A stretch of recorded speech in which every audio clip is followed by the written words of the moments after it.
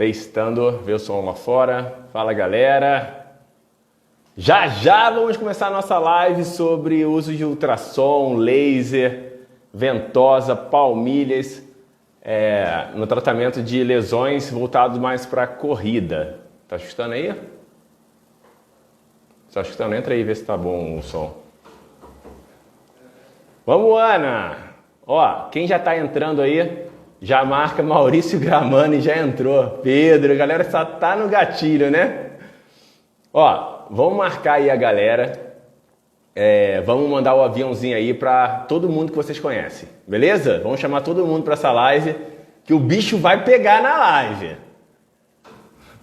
Mauricião já foi o primeiro a entrar na live, já tá sentindo o veneno. Ai, cara, ainda tem que aturar esses caras, né? Vamos lá, tô chamando aqui todo mundo. Convida aí todo mundo pra live, pessoal. É de Crazy? Convida todo mundo.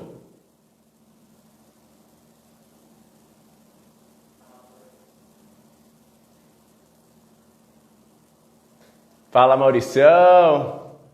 Paula. Vamos chegando. Já vou chamar o Dani.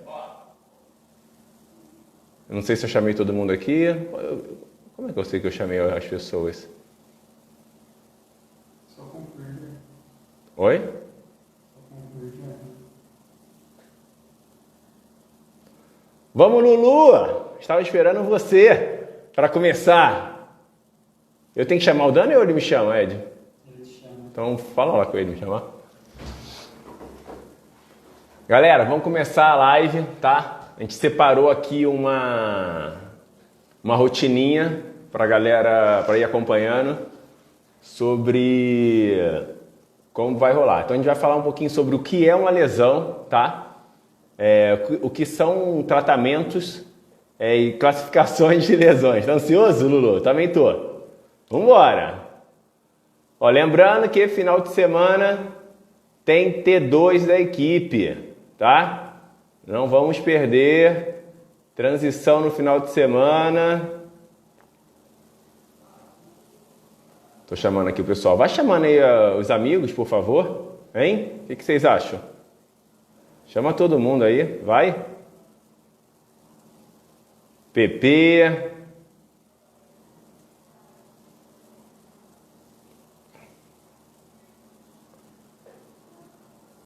Dani.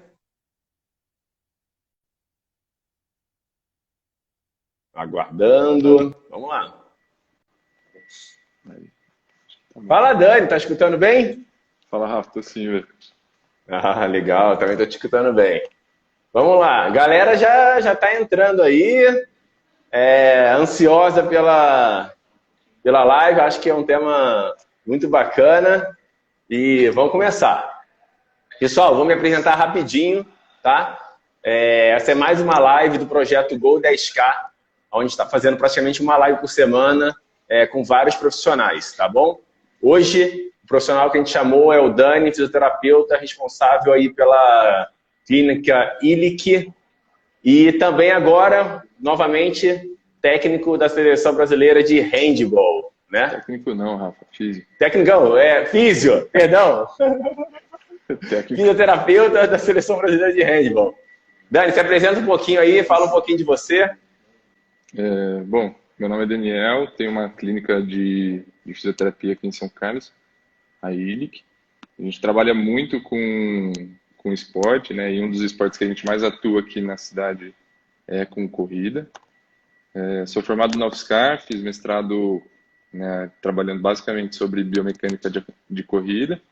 E hoje trabalho também com a Seleção Brasileira de Handball. Bacana. Show! Ó, hoje a gente pegou um tema que é bem controverso, assim, para conversar, né? E que, pelo que eu senti do pessoal durante a semana, que a gente foi conversando e foi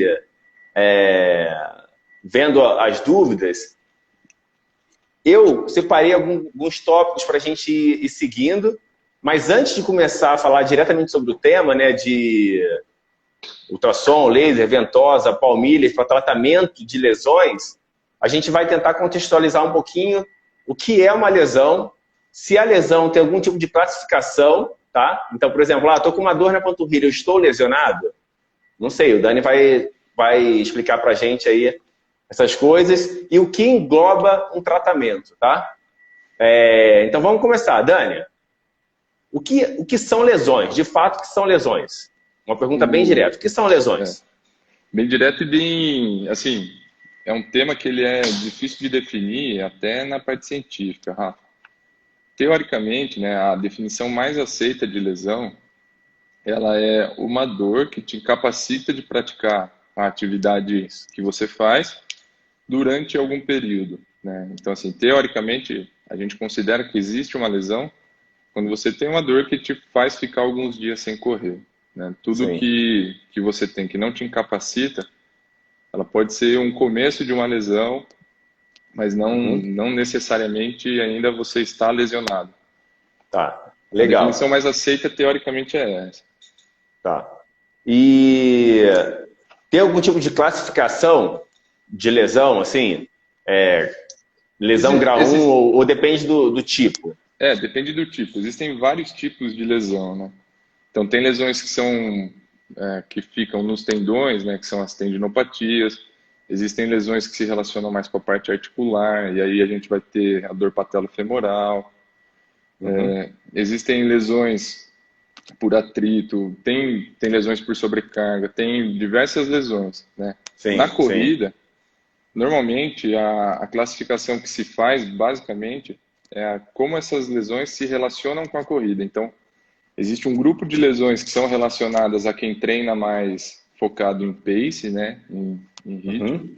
E existe um grupo de lesões que acomete mais quem treina mais pensando em volume de corrida, né? Quilometragem, Entendi. enfim. Sei. Legal. Teoricamente, assim, são esses dois... As divisões, elas acontecem nesse sentido. Dentro de cada lesão, existe ali uma graduação, né? Então, você tem... Assim, do nível daquela lesão. Isso, no caso da dor patelofemoral, né?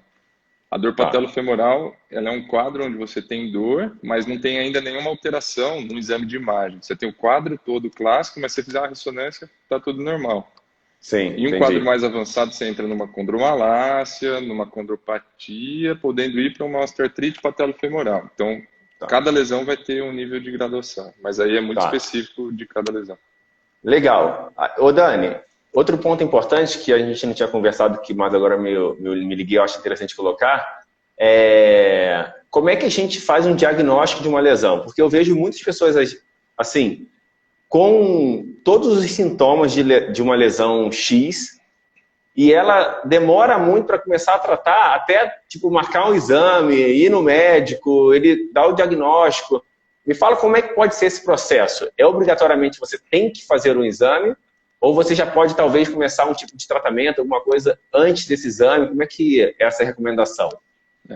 Para a gente fazer o diagnóstico de uma lesão, teoricamente você tem que preencher alguns critérios, né? E só a dor, ela não é... Teoricamente, ela é muito pouco para dizer se há ou não uma lesão. Por exemplo, no caso, vamos usar a dor patelofemoral de novo de exemplo. Você tem que ter um quadro onde você tem dor para agachar, dor para subir e descer a escada. Tem que ter dor durante atividades como corrida ou salto. Tem que ter, existem testes específicos onde a gente irrita essa articulação e esses testes têm que estar positivos. Normalmente a gente tem que excluir outras causas de dor naquela região, então assim, tem que excluir, tem que testar para ver se você pode ter uma tendinopatia patelar, mas teoricamente se a dor é uma dor patelofemoral, os testes de tendinopatia patelar vão ser negativos. E o exame, né, isso é o que a gente chama de exame clínico, né? O exame físico. Tudo isso tem que estar, né, ele pode estar associado aos achados de exame de imagem, né? Então, a gente faz todos os testes, encontra uma possível causa, um diagnóstico. Então, acho que você tem um problema patelofemoral, você faz uma ressonância, e a ressonância pode acusar ou não isso, né? O exame, por si só, ele fala muito pouco, né? O exame de imagem é como se a gente tirasse uma fotografia sua, da por região. exemplo, agora. Tirei uma fotografia do Rafa. Ó, o que que o laudo do exame vai trazer? Olha, o Rafa tá com o cabelo penteado para o lado, tá de Bonito. fone, tá sorrindo, a camiseta é cinza. É isso que ele faz. Ele não consegue falar, ah, o Rafa tá com fome. O exame não coloca a articulação do Uhum. estudo, né, dentro de um contexto. Sim. Então, Sim. a melhor maneira de fazer um diagnóstico é usar o exame clínico junto com o Sim. exame de imagem e Sim. aí sim você consegue fechar bem Tirar o um. diagnóstico. É. Então, A gente então, precisa do exame teoricamente, de imagem para começar a tratar? Não, não, porque isso. ele é Isso que eu uma ia falar. informação, não, ele é uma informação complementar, ele não é uma Sim. informação imprescindível, né? Tanto que assim Sim. tem muitos casos hoje, não tanto relacionado à corrida, mas por exemplo dor lombar.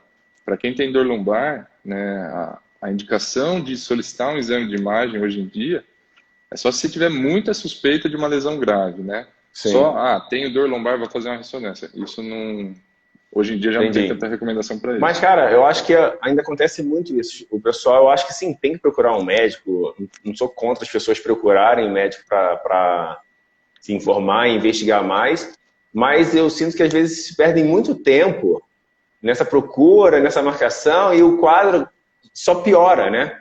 Sim, Então, onde ela já poderia estar fazendo alguma coisa para estar minimizando aquele quadro, né? Tipo, e melhorando já tem, aquele quadro, né?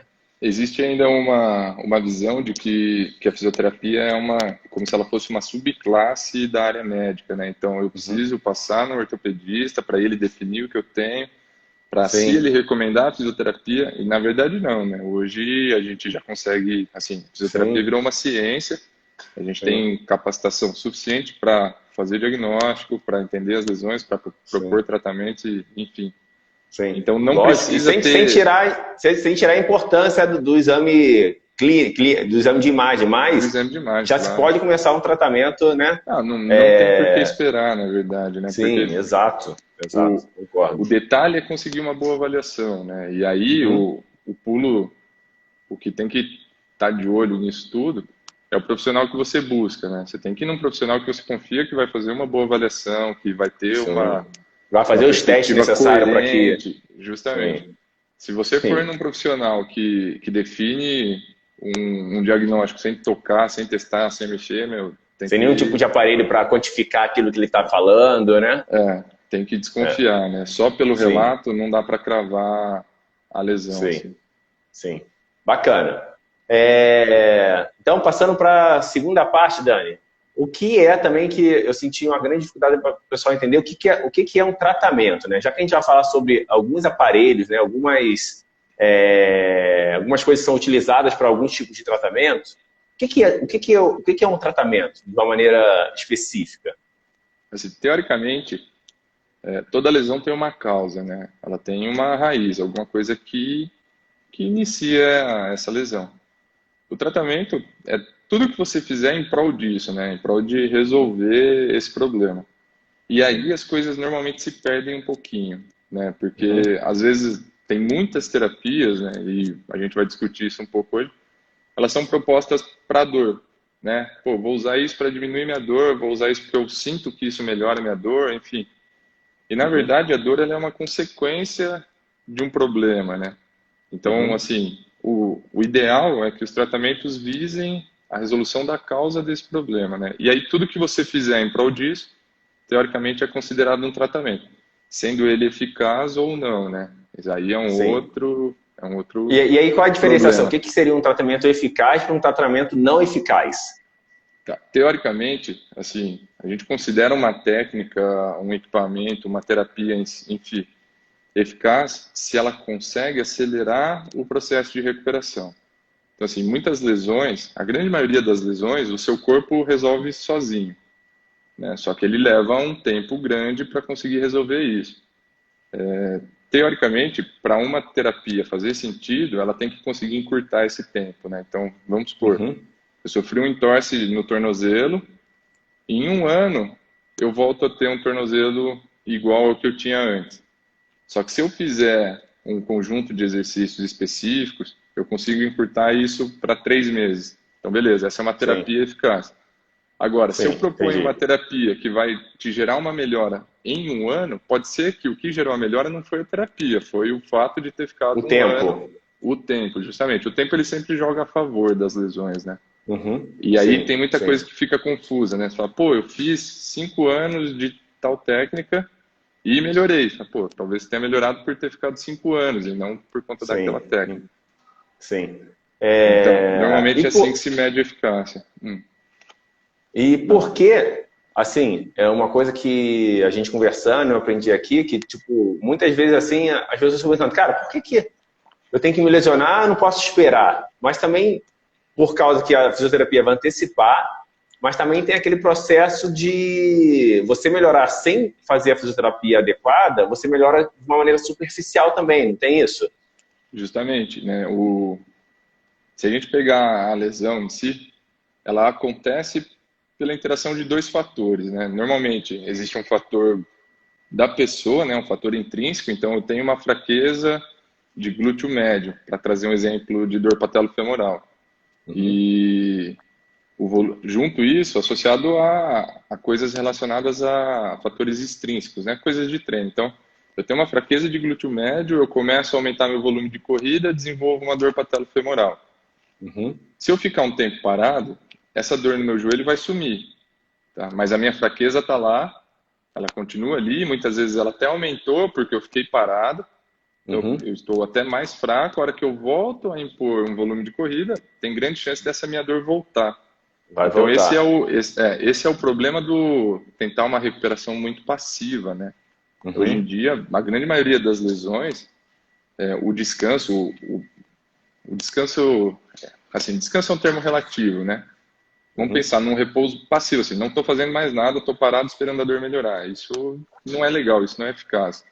Sim, sim. Então, Porque ela pode até melhorar, mas a chance de ela voltar aumenta muito também, né?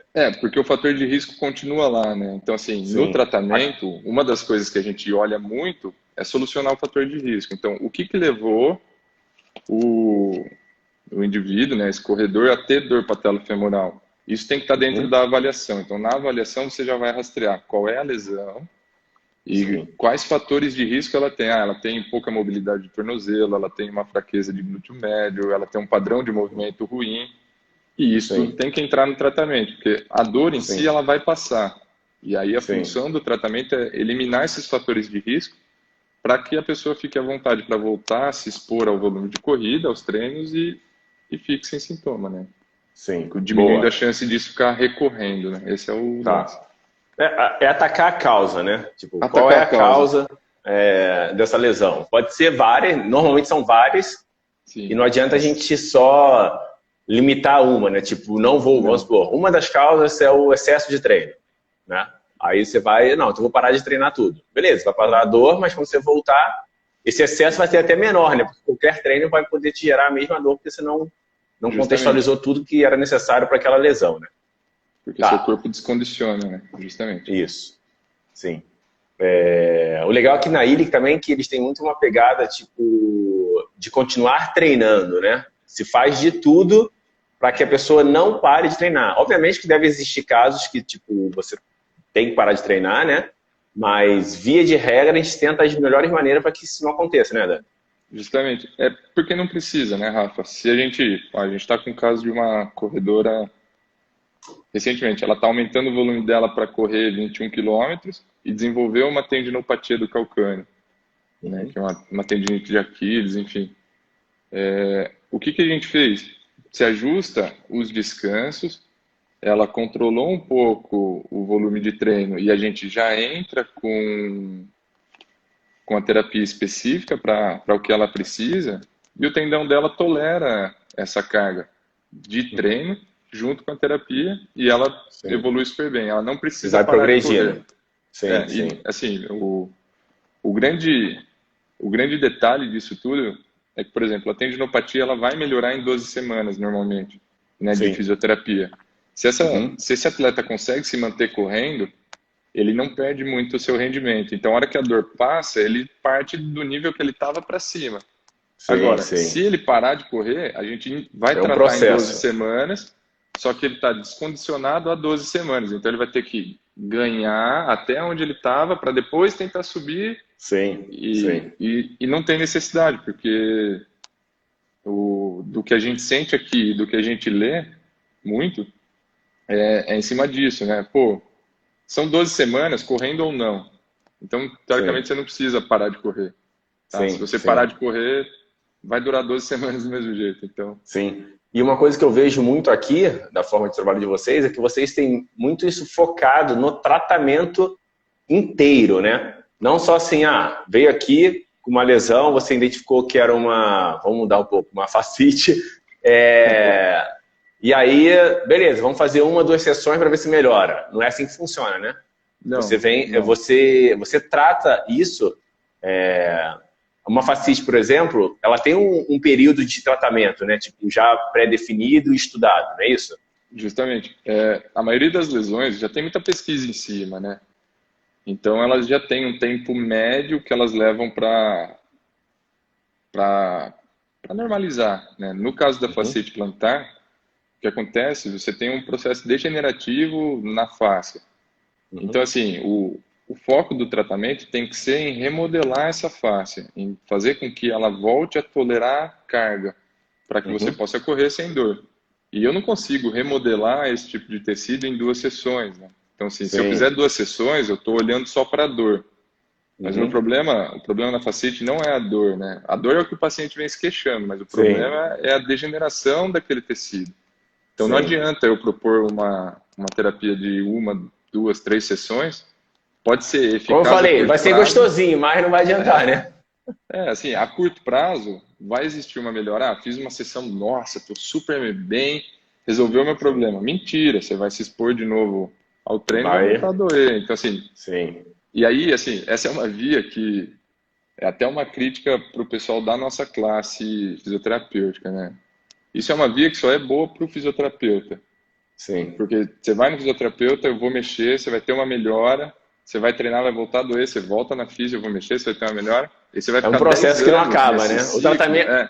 Esse tratamento fica, tipo, eterno, né? Não Isso é tem um ótimo, começo, meio e né? fim. O fisioterapeuta te fidelizou, ele recebe a cada sessão, só é boa para o físio, né? Eu Sim, acho que o sim, tratamento ele é eficaz quando ele tem alta, quando ele tem fim, né? sim, O sim. tratamento tem que Começo, meio e acabar. fim. Isso, a lesão tem Isso que é bem resolver. difícil a galera entender. Eu sinto aqui ainda muitas pessoas ainda não estão nessa consciência que, tipo, se você teve o melhor dos mundos é que você não tenha uma lesão, Sem obviamente. dúvida, sem Mas dúvida. a partir do momento que você está diagnosticado com uma lesão, você tem que entender que ela tem um período de maturação e de tratamento, com começo, com meio e com fim.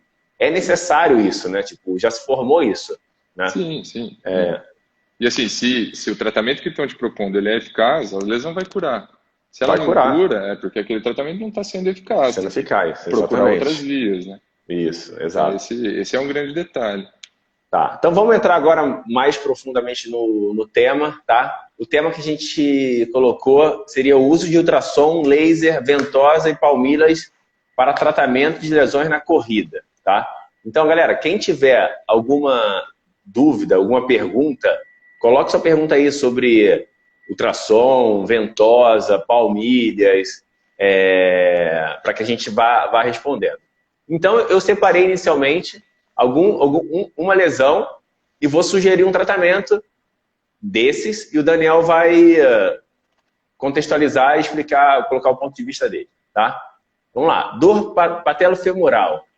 Aplicação de ultrassom é recomendado, faz parte do tratamento. Como é que é isso nessa via para dor patelofemoral? Não é recomendado. A última diretriz sobre dor patelofemoral, ela não recomenda o uso de nenhum agente eletrofísico, né? Nem ultrassom, nem laser, nem a iontoforese, nem a fonoforese, nem, enfim, nenhum agente eletrofísico é recomendado porque não se consegue comprovar a eficácia disso no tratamento.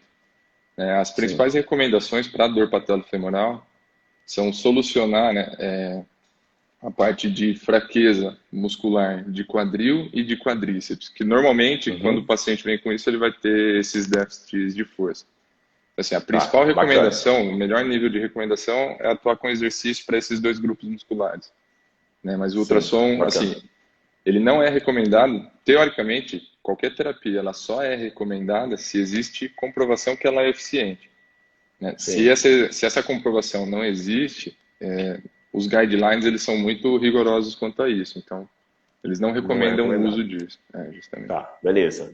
A gente não vai entrar, pode falar um pouco da parte do tratamento, mas a gente não vai aprofundar nos tratamentos, né? A gente está Claro, falando claro. dois.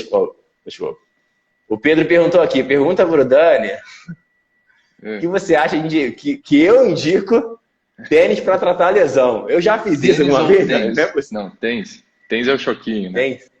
Ah, tênis. Ah, tá. Tênis. Eu indico isso? Cara de pau, né? E aí? O choquinho não trata, É né? recomendado? Para tratamento, não. O lance do choquinho, assim, existem vias que levam informação de dor, de tato Choquinho é o melhor. e de temperatura, ou tênis, vai, de temperatura para o cérebro, né? Isso é conhecido como via da comporta medular. O choquinho, ele hiperestimula a fibra de tato. Então, ele não deixa a informação de dor subir. Se o seu cérebro não interpreta essa informação, você não sente dor. Mas ele não Sim. atua na causa do problema, né? Então, teoricamente, Mais ele não uma te vez. reabilita de nada. Sim. Ele é um analgésico. Então, assim, Sim. não que ele não seja eficaz, né? Para diminuição de sintoma, ele é eficaz. Para tratar uma lesão, ele é ineficaz. Então, Entendi. ele é um bom complemento, né? Mas, Entendi. assim, enfim, eu particularmente não uso nas sessões. Aqui na clínica a gente tem uma linha que não utiliza isso. Mas Sim. porque a gente consegue essa diminuição de dor por outras fontes, né? De outras Outras vias, vias, não precisa né? disso. Sim. Justamente. Entendi. Vamos lá. Segunda lesão, uma lesão muito comum em quem está começando a correr, principalmente, que é a canelite, a famosa canelite, né? Então, para canelite, o tratamento com laser tem algum direcionamento? Ele é eficaz para canelite? Que tem um outro nome a canelite, né? Você pode... O nome científico, quando a gente vai buscar, é síndrome do estresse tibial medial. Que a canelite em si, ela pode ter duas fontes, né? Ela pode vir do sóleo ou ela pode vir do tibial posterior. Então a gente tem que fazer bem uma diferenciação de quem é a fonte do sintoma. Sim. O laser para tratamento da canelite, ele também não é recomendado, né? Ele existe, assim, existem alguns estudos, mas que muitas vezes eles são controversos, né? Porque eles não definem muito bem a dose e não conseguem padronizar para mostrar que, ó, se você sempre usar essa dose e tal, ele remodela tal tecido, pensando na canelite, né? Os resultados que tem, eles são muito em cima de dor. Então, assim, não existe uma recomendação para o uso disso para tratamento, né? A canelite é uma lesão de sobrecarga, de overuse, e você precisa solucionar o que está relacionado ao overuse, né? A absorção de impacto, as fraquezas musculares, uma pisada pronada, tem outros fatores ali que... E, de novo, a gente cai em exercício, né? Sim. A melhor solução é o fortalecimento, é o tratamento mais recomendado. Assim como a associação de controle de carga. Legal. Vamos lá para a próxima. Tendinopatia de glúteo mínimo ou médio.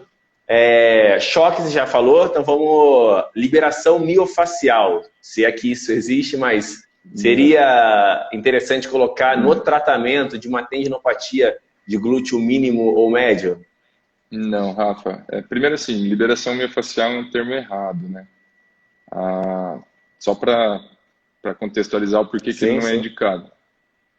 A face é um tecido super rígido e já tem estudos que falam que para a gente conseguir deformar a face por um centímetro, a gente tem que aplicar uma força de quase 900 newtons. Então, assim, é muita força, humanamente a gente não consegue fazer isso. Tá? Então, não existe liberação miofacial. O que os apertões geram é um relaxamento muscular. É como se fosse uma massagem. Não é tão agradável quanto uma massagem, mas a gente consegue um relaxamento daquela musculatura. A tendinopatia, o tendão ele perde a capacidade de suportar carga. Então, o tratamento ele tem que ser voltado para remodelar esse tendão, para fazer com que esse tendão tolere carga de novo. E a liberação miofacial ou a liberação muscular, ela não vai fazer isso para esse tendão. Então, de novo, é uma técnica que ela é utilizada visando redução de sintoma e não solucionar o quadro. Claro do que se quadro. você fizer, você vai ter uma diminuição de sintoma. Só que se Sim, você for correr, o quadro volta todo, porque você não foi, de sim. novo, você não foi na causa do problema. Às vezes a gente fica falando que não, nunca, mas pelo que eu estou entendendo, assim, não é pro tratamento Para o daquilo, né? tratamento. Isso, justamente. Se Sim, você quer reabilitar, né, se você quer resolver aquele problema, sim. Não é indicado. não é o mais indicado. Agora, Sim, como uma estratégia para diminuição de sintoma, beleza, ok. é uma É. estratégia. Mas, de novo, ficar diminuindo o sintoma só é bom para o físio. Né, Sim, para exato. o Tem que atleta em tratar. si, cara, isso não tem Sim, sentido. com certeza. Vamos lá. Síndrome da banda iliotibial, ventosa. Tem vontade de rir. É indicada para o tratamento? Fala um pouquinho dessa Ah, lesão, porque o nome, as pessoas não vão se a síndrome da familiarizar. banda, síndrome da banda iliotibial, ela é uma lesão que é muito comum em corrida e muito comum, mais comum ainda em triatleta, né? Porque o que acontece, a banda iliotibial, ela é um tecido que sai da lateral do nosso quadril e se insere ali na lateral da tíbia. E ela passa por uma estrutura óssea do fêmur, pelo epicôndilo lateral, e em algumas vezes, por conta de fatores biomecânicos, ela fica raspando. É como se esse tecido ficasse atritando em um ossinho. Uhum. E esse atrito vai gerando ali uma irritação e você começa a ter dor na parte de fora do joelho, na lateral do joelho. Uhum. Normalmente na corrida é uma lesão que você começa a correr, o sintoma vai aparecer depois de alguns quilômetros, 3, 4 quilômetros, e ele se mantém, ela não te impede de correr, só que a hora que você Sim. interrompe a corrida, esse sintoma vem intenso, a sensação que o joelho vai travar, enfim, Isso, a galera tem muita sensação. a E aí, sensação que o joelho vai ventosa? Passar bloquear. uma Não, ventosa ali na região, não vai tratar e zerou o problema. não. Na verdade, assim, a ventosa, ela, ninguém consegue comprovar a eficácia dela, assim, para nada. Ela tem diversas teorias, que ela libera toxina, que ela faz liberação miofascial, que ela melhora o fluxo de sangue local, então com isso você consegue acelerar o processo de recuperação. E na verdade, quando vão buscar essas informações, eles não conseguem encontrar, né? Então assim, a teoria mais aceita da ventosa é que ela conseguisse aumentar o fluxo de sangue local, com isso ela carregaria mais oxigênio para o local, e esse oxigênio, numa maior concentração, aceleraria o processo de recuperação. Mas, na verdade, quando o sangue que ela puxa é um sangue de capilar, é um sangue que está bem embaixo da pele. Sim. Quando ela concentra esse sangue ali, na verdade, ela cria uma hipóxia.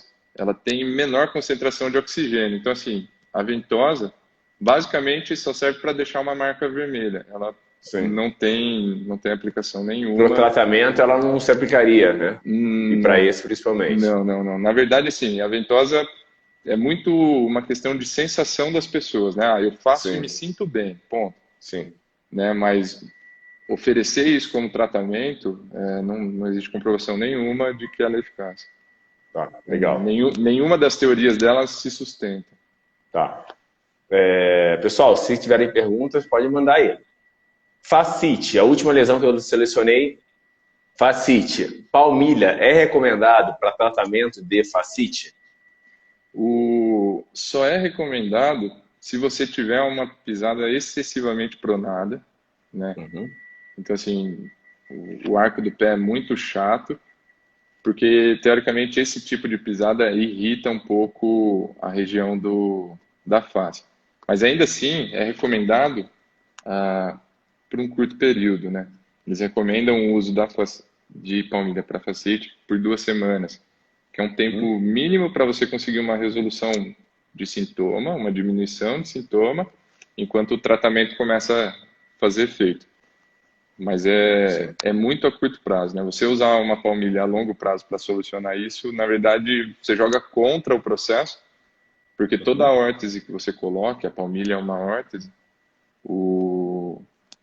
você descondiciona a musculatura daquela região, né? Então, Sim. quando você tem um suporte externo ali, o seu corpo deixa de fazer por aquela região. E aí, como a face ela é uma estrutura de transmissão de carga, se você começar a proteger demais ela não vai sofrer essa adaptação para voltar a tolerar a carga, né?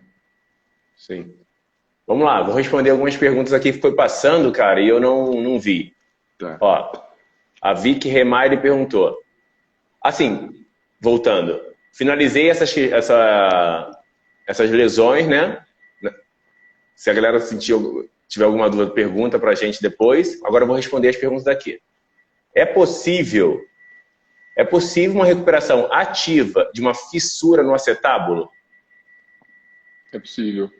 É possível, depende da espessura da fissura e da atividade que você vai fazer. Por exemplo, se você tem uma atividade com impacto vertical, né, uma fissura como a corrida, né, onde você tem a força de reação do solo toda vez que você toca e seu corpo tem que absorver essa energia. Não seria muito interessante esse tipo de atividade. Mas, por exemplo, o ciclismo, ou mesmo a natação, onde você não tem uma carga vertical, se é só uma fissura, se não é uma fratura em si, né, uma fratura com desvio, com coisa assim, é bem possível uma reabilitação ativa, sem dúvida. E mesmo sem, assim, se a gente levar em conta uma reabilitação ativa só via fortalecimento, essas questões, mais ainda, né? Super Porque possível, né? teoricamente, porque o problema da fratura é você ficar movimentando o foco da fratura, né? Então você atrapalha esse processo de consolidação. Se é só uma fissura, teoricamente você não tem movimentação ali. Em 6 Sim. semanas seu corpo soluciona isso e tá tudo certo. Então Assim, é possível, sim. É possível. Você tá ativo, né? Depende da atividade, obviamente, Depende da atividade, claro. e depende da dor, mas é possível que se faça. Sem dúvida.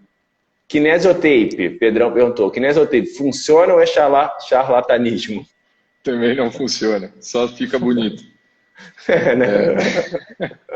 Na verdade, sim, a kinésia ela é proposta para várias coisas, ela foi proposta para várias coisas, né?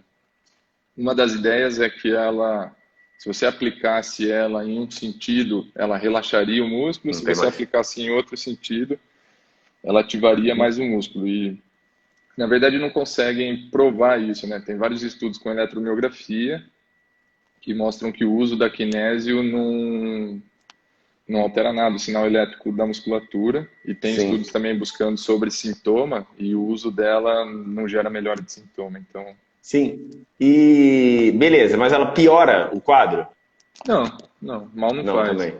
Tá, mas isso é não é interessante, indicado. porque eu vejo a kinésio, cara, vamos supor, na época que eu treinava, quando eu recorria a kinésio, por exemplo, tô com uma dor na panturrilha, e aí tô tratando, ou tô fazendo algum tipo de técnica para melhorar aquela dor, só que tá chegando próximo do evento, essa dor tem melhorado, mas ainda não tô 100% confiante. Então a kinésia era meio que uma coisa assim, tipo, é o último suspiro, sabe? Você não tem mais opções nenhuma. Mal não faz, né? Teoricamente, mal não faz. Então, tipo, você coloca, pelo menos mentalmente, você vai se achar um pouco mais protegido. Justamente. Existem, assim, tem muitas técnicas, né? Muitas coisas que emergem muito nos Jogos Olímpicos, né? Se a gente for olhar, a kinésio ganhou proporção em Atenas. Em Atenas foram vários atletas usando kinésio tape, foi uma estratégia de marketing dos caras. E aí isso toma um volume muito grande, né? A própria ventosa aparece agora nos Jogos Olímpicos 2016 com o Phelps, e assim, é uma técnica super antiga, ela é proposta em 1800 e já tinha caído em desuso, e depois do Phelps ela vem à tona de novo. O que acontece é assim, existe um lance no atleta profissional, e a gente tem que levar em consideração que todo atleta amador ele se espelha no atleta profissional. Sim. Né? Existem coisas que te fazem se sentir melhor, né? E teoricamente, para um atleta profissional, ele estar se sentindo melhor, ele tem uma melhora de desempenho. Mas não quer dizer que aquilo é eficaz, né, para aquela lesão. Então, por exemplo, se a gente for... Um exemplo legal de dar isso é o lance do Nadal. Quem já assistiu o Nadal jogando, toda vez que ele vai sacar, ele tem um ritual. Então, ele mexe na orelha, mexe no calção, tal, e saca. Não quer dizer que se eu for sacar no tênis e fizer esse ritual, eu vou sacar bem. Mas para o Nadal, aquela sequência faz com que ele tenha uma boa execução. Então, a gente tem que tomar muito cuidado com com o que a gente olha nos atletas profissionais, e é natural que as pessoas queiram adotar isso para o dia a dia, né? Mas nem Sim. tudo que é feito lá é eficaz. Bacana. Ô Dani, tem uma pergunta aí, você consegue ver? Sim, eu não conheço essa síndrome. Haglund? Então. Será que é Haglund? Deve ser Haglund. Você conhece? Síndrome de Haglund, sim. Uhum. Teoricamente, na síndrome de Haglund, você vai ter o O maior que é a problema síndrome de Haglund? Você Mais ou desenvolve é como se fosse um espessamento na região do calcâneo e ele vai ficar atritando o tendão de Aquiles, né, o tendão calcâneo. E aí, com isso, você começa a sofrer com uma tendinopatia do calcâneo, né? O tratamento, normalmente, para esse tipo de problema, ele é voltado para uma tendinopatia do calcâneo, ele é muito similar a uma tendinopatia do calcâneo, com o cuidado de não fazer os exercícios com déficit, né? Então, assim, sempre partindo do chão para cima, porque toda vez que você tiver uma compressão desse tendão com esse espessamento, você acaba danificando o tendão. Então, assim, o melhor tratamento é via exercício. Sim, bacana. Pô, legal isso da pergunta, né? Nem sabia que tinha isso. Nem eu. Bem que legal. aparece pra gente. Muito bom. Deixa eu ver se tem mais. Beleza. De quê? Alguém viu mais? De quê? Tendinopatia do tendão de Aquiles? Tendinopatia do tendão de Aquiles. Algumas das coisas que a gente falou, ultrassom, laser, ventosa, palmilha, é interessante no tratamento? E o que seria interessante no tratamento? Não, nenhum deles é interessante ou indicado para tendinopatia de Aquiles, né, do calcâneo. Nem a palmilha, tá? Tem, assim, em alguns casos, tem muita gente que indica, mas, enfim, não é indicado. A tendinopatia, qual é o problema dela? O seu tendão, por excesso de carga, ele começa a ter uma alteração de tecido. Então, vamos supor, um tendão que tolera 100 quilos, quando você desenvolve uma tendinopatia, ele passa a tolerar 80, 70 e cada vez menos.